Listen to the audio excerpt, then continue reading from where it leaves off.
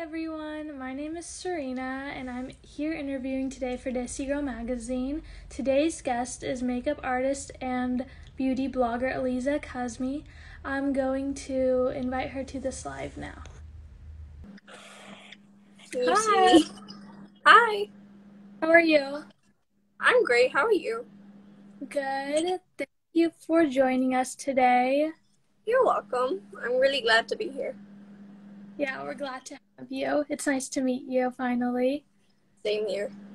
Can you tell our viewers a little about yourself, like where you're from, where were you born and raised, and how old you are? So I'm 20 years old as of like 2 weeks ago.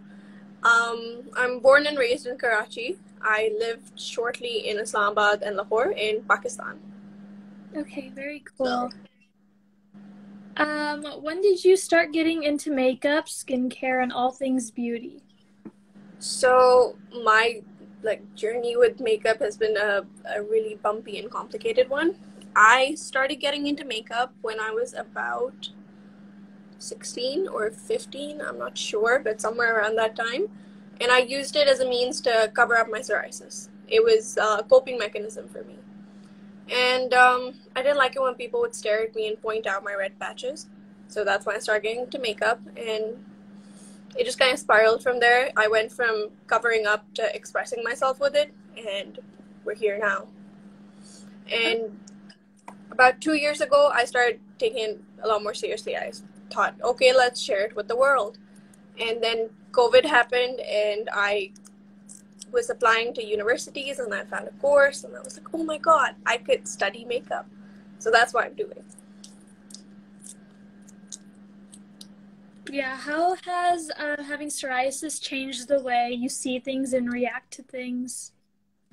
Um, so I understand people a little bit more than I did before. It has made me a lot more patient than I was. And I don't know, you can't judge someone based on what they look like. So that's something that, because it didn't seem like much on the surface, but on the inside I was in a lot of pain most of the time. And people would think that, oh, she probably just has scab, or what's that weird thing on her face. What they didn't know is that it was all over my body. It was on my back. I could barely get up out of bed some days. And my face was all they saw. And it made me really insecure. So Yeah, it's so rough. how long have you been doing makeup and have you always taken good care of your skin? Skincare for me has also been a bumpy journey. I didn't have a very good relationship with my skin, mainly because of the psoriasis, and I had really bad acne up until 2 years ago.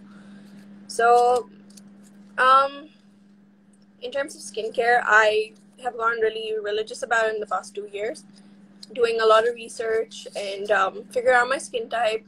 All of that has happened mostly in the past 3 years. Okay, so what's your current skincare routine? It changes based on how my skin is reacting on a certain day. So today I have makeup on, so I'll probably go in with a double cleanse to get the SPF and the makeup off. Then I will wash my face with my second cleanser. Go in with hyaluronic acid. Today I had planned to use vitamin C. So I either use vitamin C or retinol based on the days. And then I go in with a moisturizer. Oh yeah. It's simple today. Yeah. How old were you when you first became interested in makeup and skincare? Um, I have to say I was like 17 or 18. Wasn't that long ago. Yeah. Skincare wasn't that long ago. Makeup was about 16. Okay. Who are your biggest influences?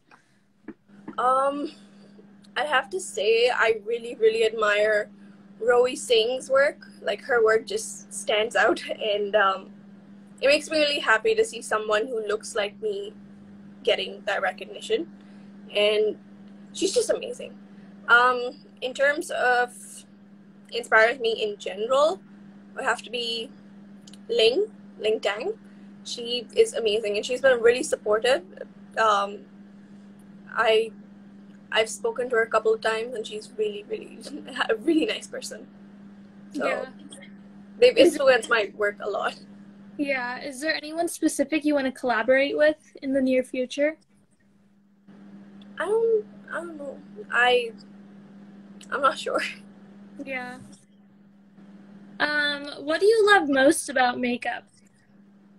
Mm, it would have to be that it has the ability to transform you into a completely different person, or just help you cope with stuff. It's very versatile, and the thing about it is makeup is for everyone, and you can adapt it any which way. So you could use it to camouflage like I used to, or you could use it to transform yourself into a monster like I have been recently, or you could just paint your face for the fun of it. It's stress relief, it's fun, it's very versatile. Yeah. What's it like being a Daisy girl when it comes to makeup? So in terms of me getting involved with makeup, if I wear the amount of makeup I'm wearing right now and go to a family function, but 2 years ago this would have been considered is she crazy?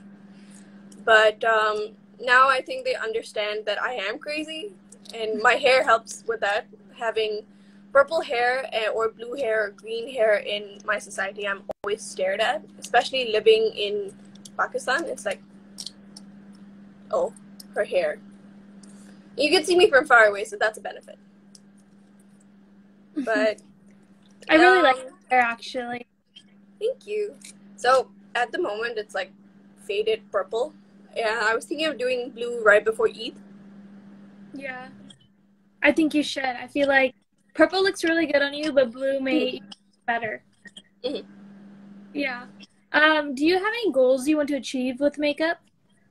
Um, First, I want to finish the course that I'm enrolled in. So I'm studying makeup for media and creative arts, and that's at Sheridan in Canada. As soon as I'm done with that, I want to come back and I want to work in the film industry, because we don't have a lot of professionals in the industry who have specifically studied film makeup. Yeah. So I thought that would be interesting. In terms of like long-term future, I would love to have my own makeup or skincare line, because there's not a lot of accessible makeup or skincare here, and the ones that are really expensive or really low quality. There are a few that have come up in the past few years, and I really, really admire them, but there's still a huge gap. And considering people who have sensitive skin, they can't use everything like me. I have to go through a lot of research and like get a tester, test it out, figure out if it works for me. So I want to make a product that you don't have to go through all that with. Right, right. So what are some common beauty mistakes that women make that you've noticed?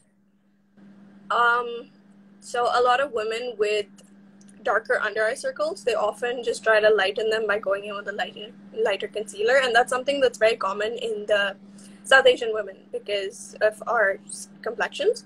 So if I don't sleep for 3 days, I'm going to look like I haven't slept for a month. I get really bad dark circles, especially if I don't take care of my skin. It gets really bad. So the one trick that I use is I use a darker concealer. Then I go in with a concealer that's the same thing as my skin tone, and that actually helps. Or what people normally do is they'll go in with a concealer that's this color, and they'll try to fix it. But that's one of the most common mistakes, and like shade matching, because there's so many nuances to South Asian skin. It's really difficult to get the shade right. With whiter complexions, it's easier to match it with the undertones as opposed to our complexions. Right, right. What is one product you can't work without? Like an entire product or a specific product? Um, Both, either.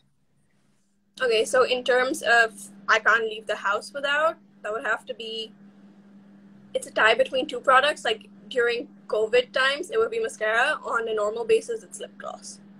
Right, yeah. Because the mask just covers it up. And in terms of one like product, I have an unhealthy obsession with the nude sticks. They're so versatile. I use like one for my entire face. So I have blush on, and then I have a lip on, and I have an eye on, and they're all the same color. So that's one product that I cannot live without. So that always stays in my bag, one of the shades. Yeah. Which is your favorite makeup? Like, what is your one of your favorite makeup brands? Have to be Fenty. I really, really like their stuff, and they have a really huge range. The thing I like most about them is the variety. In terms of product, I really like nude sticks because of the versatility. Skincare, the Inky List has to be my favorite because I know how to customize it to my skin, so I can use different formulations based on what I know. But all of them are difficult to figure out if you don't have the proper knowledge. Right, right. You already named one of the things that you keep handy, but what are any other things that you like to keep handy on you when you go out? Mm. When I go out, I always have chocolates in my bag because I like sweet. So I have a few kisses or some like Polo or Mentos. I need to have a spare pair of glasses because I cannot see very well without them. And if I'm wearing lenses, then I definitely need a pair of glasses. Lip gloss, mascara, and the nude sticks. These are the three things that stay in my bag. Because if I'm out somewhere and I need to put a face on, and sometimes a concealer, sometimes. And my wallet.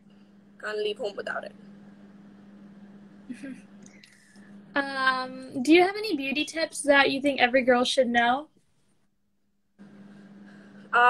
Don't try so hard to cover up, just maybe minimize, because when you go in with a lot of and in terms of using product, so if you go in with a lot of product, it's not going to be helpful. It's going to disperse even faster. So go in with light layers in terms of makeup and then build it up. It might take a little bit more time, but it'll last you all day. Yeah. And don't try to cover whatever your face is up. You're not a blank canvas. You're a person, and that's supposed to show through.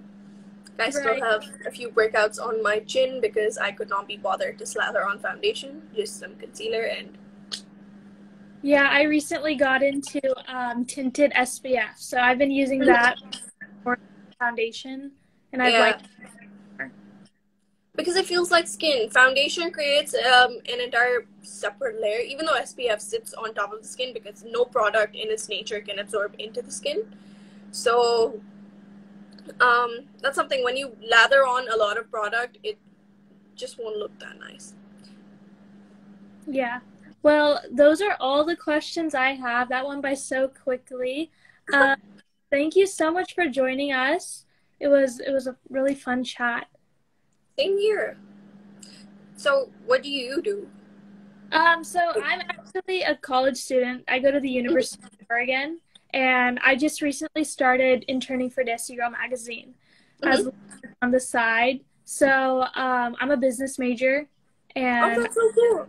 Yeah, I'm minoring in global studies as well. So I've been super busy with school, but I'm glad I get to intern with Desi Girl magazine. Oh, that's fun. Are you on a break right now from the semester, or is it still in? I'm still in, so we're split up into terms. So I'm in my spring term right now. We don't get out until like mid-June. So I'm doing remote learning, so I'm at home doing school from home instead of being on campus. So, same here. I'm in Pakistan. My classes are going on in Canada, and there was this really funny incident that happened. They had a daylight savings, so they didn't inform the international students that they're switching times, and I didn't know, and so didn't a lot of others. Like, it was just a minor miscommunication, and I was half an hour late to a practical. Oh, no. I was like, what? But I was on time because it went by an entire hour. I had a question about the practical, and the instructor logs on half an hour early. So I was early by those standards. So I logged in half an hour early thinking, oh, I'll get my question in and they'll have some time to prep. And then halfway through, I joined halfway through, and then I'm like, what just happened? And then the instructor was like, oh, you're late. I'm like, no.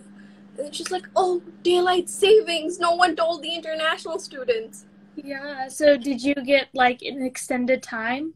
Yeah, so the instructors over there are really, really, really nice. So they were like, okay, it's an understandable matter. So she gave me half an hour extra afterwards, but I finished within the like normal allotted time. That's good. Yeah, time difference must suck. And so it's afternoon over there. It's like past midnight here. Oh, wait. So what's the time? What time is it over there in Pakistan? It's 1:12 a.m. Oh no, it's 1 p.m. here. Yeah. No, but it's Ramzan, so a lot of us are just awake till Sari. So Right. it worked out How for me. has Ramadan been for you? It's been really good so far. It was a little tough with work and like trying to create content and everything, but I think I managed and we're at the last few days. Are you excited for Eid? Do you have any plans? Not as much as I usually am because of COVID. So Eid's gonna be really different. Okay, at least, I mean, hopefully you get to have some fun. Yeah. So we have my grandparents coming over for lunch, so that'll be fun. Yeah. I feel like it's so late for you. I didn't even know that you were living in Pakistan right now. Uh-huh. We could have No, coordinated. but I normally function on Canada time because of my classes. So the entire year I've just spent sleeping during the day and staying awake at night till about 4 a.m. over here, which is 4 p.m. there. I'm awake. Your sleep schedule must be so messed up, I feel like. Yeah, and my skin had like it threw a hissy fit during that time when I was adjusting. So it was like, oh, you didn't sleep? You sure? Did you actually sleep? Or did you sleep during the day to try to trick me? So Yeah. it didn't go, it went through a really rough patch, but it's cleared up. I found products that I could make work for me. Right. So are you going back to Canada for school? Right now there's a travel ban on India and Pakistan, so I will probably go for the third semester. I'm doing the summer semester remotely also, Okay. and I'll probably go for the fall. Yeah, I'm planning the same thing. I'll probably go back to where I go to school in the fall too. Yeah. But Okay. the one benefit to remote learning has been that I've been able to be here with family, and I have a 1-year-old brother, so he's really entertaining. Yeah, I feel the same. I actually enjoy remote learning because I'm here with my family. I have a younger brother as well. He's 11. So it's really fun being at home with family, and you get to eat homemade food, which I think is very beneficial. Mm-hmm. So when I go from here, I will be going to my uncle's house, so homemade food over there too. That's good. That's good. Yeah, luckily he lives within um, he lives a few streets away from campus, so that's a big benefit. Yeah, you're not, even though you're going all the way from Pakistan to Canada, you still have something that's like home, which is really Yeah. nice.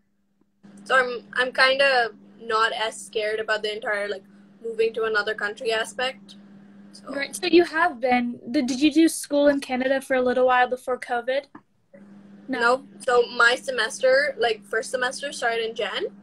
I still haven't got my visa. So my visa has been processing, and it just keeps processing and processing. So I'd applied through the SPS, which was supposed to process in 20 days. It has been 162 days today, and I still don't have a visa. But it's looking positive because they asked me for a couple of documents that make it seem like it might be a good response. I'm just hoping it is. If not, I have no idea what I'm going to do. I'll probably have to apply locally somewhere and then figure that out, or reapply and try to get the visa. Yeah. Because they've put a stall on Indian and Pakistani visas for the reason that there's a travel ban and COVID and all that. Yeah, for the pandemic, yeah. Well, I hope it works out. Same. Yeah. Yeah. Thank you for joining us. I really enjoyed talking to you. Same here. Yeah, so I hope you get some sleep. Oh, I'm not sleeping till Saturday, like 3 hours from now, so I'm good. You got some time then. Yeah. Well, I'm probably gonna get some of my freelance work done. So I freelance as an illustrator and animator. Right. So I have a children's book to complete and then some other animations to get done. That's exciting. How do you like it? It's really entertaining. So I didn't think it would be as fun as it is, and working freelance is so much better than working somewhere else because you get to work on your own time. So if I was somewhere working at like firm or somewhere, I would have to wake up at 9 a.m. I would have to go there. I would have to work there, like drive all the way back home, and then deal with all that. I can work from the comfort of my sofa. I can work from the comfort of my air conditioned room. I can work on the swing if I want to, and I can move around my house. I can go to the kitchen, get a snack. I can work while eating. So it's really convenient that way. Yeah, I think it's been super convenient since the pandemic. I feel like everything is more structured and organized in terms of like from home Uh-huh. and doing your own thing, your own schedule. I can get a lot more work done than I would if I were sitting in an office because I was interning at a place, and over there there's so much noise that you can't figure something out. It's just Yeah, too much going on. hard to think. Yeah, I get Mhm. that. So that's been interesting. Yeah. Okay, well, I'll let you go. Thank you.